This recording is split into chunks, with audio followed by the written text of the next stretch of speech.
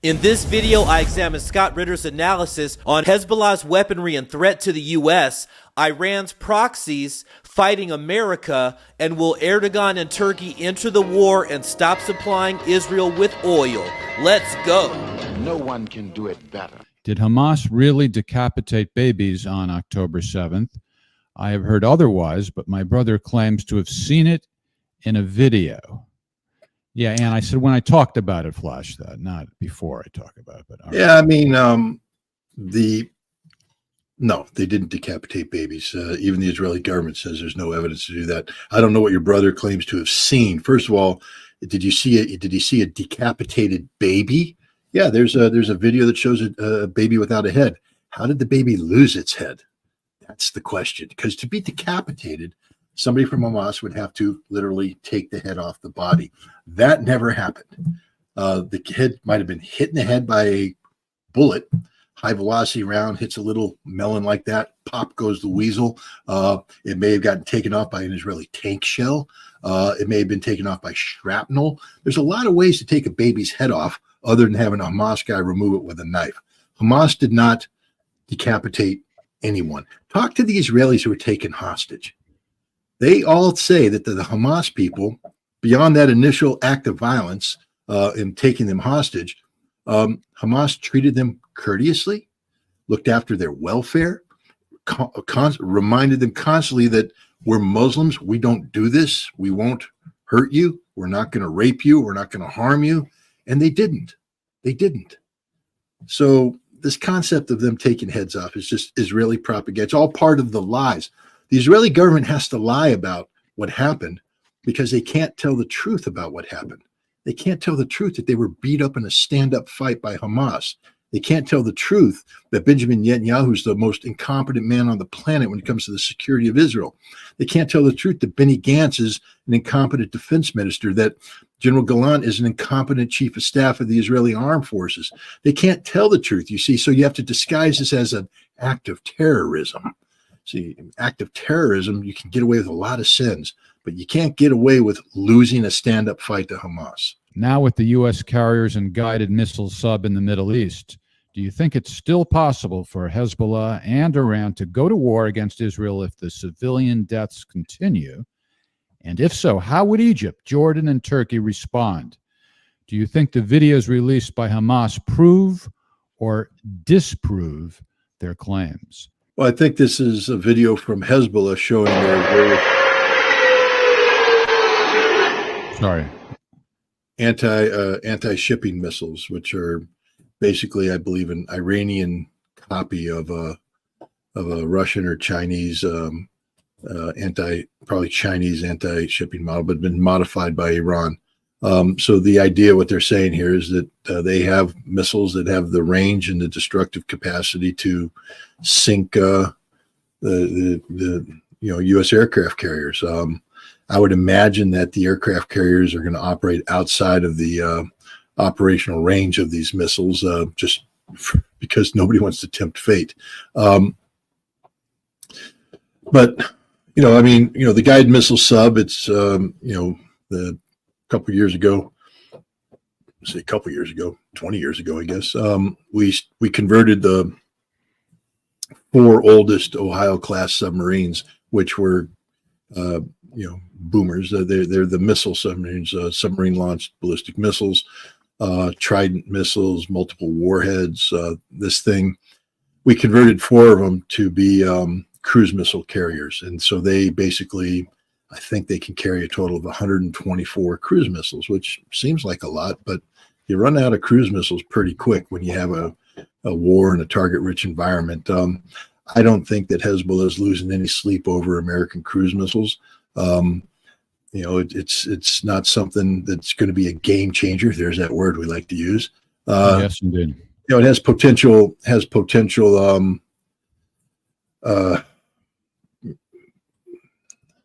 Deterrence value, and I think that's what the U.S. is looking for, is deterrence, to say there could be consequences. But the thing about deterrence is it has to be believable, and there's just not sufficient military power in the region for the United States to win a war. You can start a war, but what happens if the enemy rides out your attacks and then you got nothing left? What happens when you blow through all your cruise missiles and you got nothing left? It's but I just think it's a presence that the United States is putting out there, but it's also done more to mollify Israel. So to tell Israel, don't worry about it. We got your back. You don't need to panic about Hezbollah and Iran. No need to overreact. We're here. And then they're telling the Iranians, we don't want to go to war. There's definitely communication taking place between Iran and the United States over what's going on in Iraq and Syria, where these pro-Shia militias are attacking American installations, and they've one guy died of a heart attack. I think 56 people have been wounded so far, probably more after tonight. The attacks continue. And then we respond with, very carefully calibrated, retaliation. We hit a warehouse where we always hit warehouses, by the way, that was affiliated with the IRGC, the Iranian Revolutionary Guard Command. And, the Iranians were told, we know which warehouse to hit that isn't going to kill many people or anybody, hopefully. And we hit that warehouse. And the Iranians know that we hit that warehouse because we didn't want to hit the other warehouse. The other warehouse would have been an escalation. This warehouse, it's just a show of force. And that's the thing. That's the horizontal escalation management that's going on. The same thing with what Hezbollah is doing to Israel. They're taking, could be Sunni militias too. Iran has more control over the Shia militias than they do the Sunni militias. The Sunni militias are sort of a wild card in that one. But Hezbollah is taking out these Israeli military bases, precision strikes against all the radars, all the cameras, all the intelligence collection apparatus. They're making the Israelis blind on the border, and Israel's retaliating by striking Hezbollah targets on the border and going deeper into villages where they believe Hezbollah has some capabilities. It's a slow escalation, but the whole idea is to keep it from blowing up out of control. But I don't think that Hezbollah is losing any sleep over what the United States is doing with the aircraft carriers or that single Ohio-class submarine. Game changers. Changes to the game such that the game can never be played the same way again. If Turkey decided to help Hamas militarily, how would NATO react to that? Okay, if Turkey were to help Hamas militarily, how would NATO react to that? Not at all. There might be, the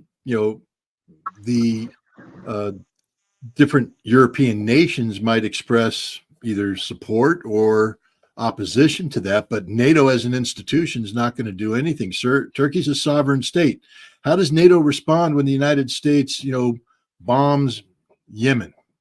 It's not a NATO problem. It's happening outside of the NATO area of operations. It's a sovereign decision by the United States. So it doesn't matter. The interesting thing will happen if Turkey, is involved in, say, European approved humanitarian deliveries, and they're attacked by Israel.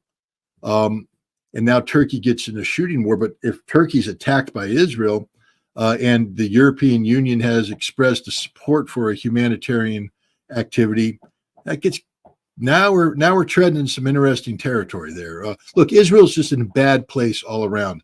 Nobody supports them right now. Even the United States doesn't support them.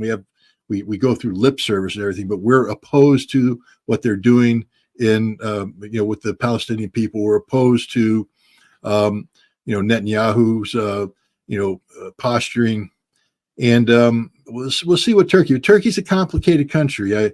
There was an interesting a video that I saw, one of these joke videos, but it basically had the Palestinian flag and the Israeli flag up there, and they have different actors playing the different leaders of countries, and Putin comes out, looks at it, and he dances over to the Palestinian flag, and everybody's dancing over the Palestinian flag. And then Erdogan comes out, looks up, he points to the Palestinian flag, but then his body splits into two. And one half dances to the Israeli flag, the other dances to the Palestinian flag. China just called out Turkey, they're like, hey, you're giving all this lip service, but you're sending oil to Israel. So are a bunch of other nations. So, Turkey's not sending their oil. They're facilitating the transit of Azerbaijani oil through a pipeline to the Turkish port of Ceyhan that then ships it off to Israel. But it's Turkey is not as clean on this issue as Erdogan likes to make people believe through his public statements. But we'll see. We'll see what happens. But it's not a NATO issue. It's literally NATO will have nothing to do with this. Why do you think Erdogan hasn't shut off the oil spigot to Israel? Do you know if that option is even being considered?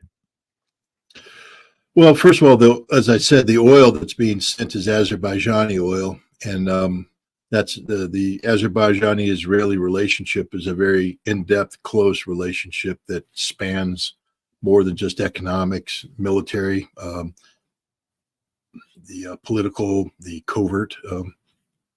Azerbaijan provides a base of operations for the Mossad to carry out attacks against Iran.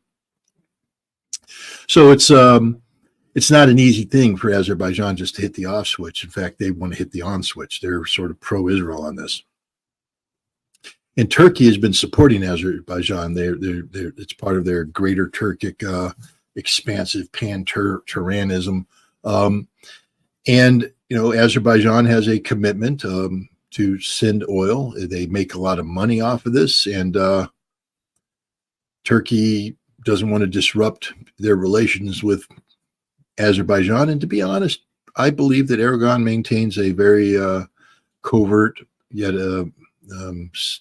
substantive relationship with Israel in the shadows, and so he doesn't want to do that either. Like I said, Erdogan speaks out of one side of his mouth, does something else when it comes to Israel. It's a very complicated situation. He's going to get caught out base pretty soon, though. This humanitarian situation in Gaza is becoming very critical, and I think pretty soon, if Erdogan doesn't step up to the plate and do something, he's going to be exposed as basically, all bark, no bite, and that'll be a huge blow to his reputation. So there's been a lot said regarding did Hamas decapitate babies, rape women, and all this type of stuff. What's interesting is that the Israeli government says there is no evidence of this. So there is no evidence of what they were proclaiming earlier. These are the simple tactics that they use in order to try to win the propaganda war. So they will lie. And the hostages that Hamas actually released said that the hostages that Hamas had released said that they were treated very well by Hamas. They took care of them, their hygiene, they ate what they ate. Hamas constantly told them, that we're not going to harm you. And that's what transpired. They were in great care with Hamas as hostages, the best that you can be. And Scott goes on and says that the Israeli government is simply incompetent. They have a bunch of incompetent leaders, and their demise is coming shortly. Then he talks about Hezbollah and their firepower. The speech by the Hezbollah leader, which you can see on my channel, he said that we will sink your aircraft carriers. We will sink your nuclear fleet. He said we have the capability to do it, and they actually showed those missiles off. In the video, you saw it as well. Those huge bombs that are designed to sink aircraft carriers. And the United States has so much going on with all their hands in so many different wars that Scott says he doesn't think that they can win a war in the Middle East. They are having little skirmishes with the Iran proxies. These proxies have been attacking the U.S., and that's been kind of going back and forth, but they're doing their best, both sides, to not escalate this. Then he gets into Turkey and Erdogan. If Turkey will enter the war, I've got some videos on Erdogan and Turkey. I think that Turkey will enter the war. They've got the largest, I guess, standing military, one of the largest standing militaries with over 1 million soldiers. They've got all kinds of weaponry as well. What would NATO do if Turkey responds? That's yet to be seen. But that will put NATO in a pickle. And then lastly, is the oil from Turkey still going to Israel? At present, it still is, though there have been threats from Turkey to stop supplying that oil. And remember, oil is a main reason why the United States and these Western countries go into these wars, because oil is the lifeblood of their military machines and of their economies. At any moment, Turkey can turn off that spigot. We'll see if that happens. That is a great possibility that that could happen, and that would escalate this, in my opinion, into World War III. All praises to the Father, Son, and the Holy Spirit. This is Crown Prince Media. I am the Crown Prince. Let's go. No one can do it better.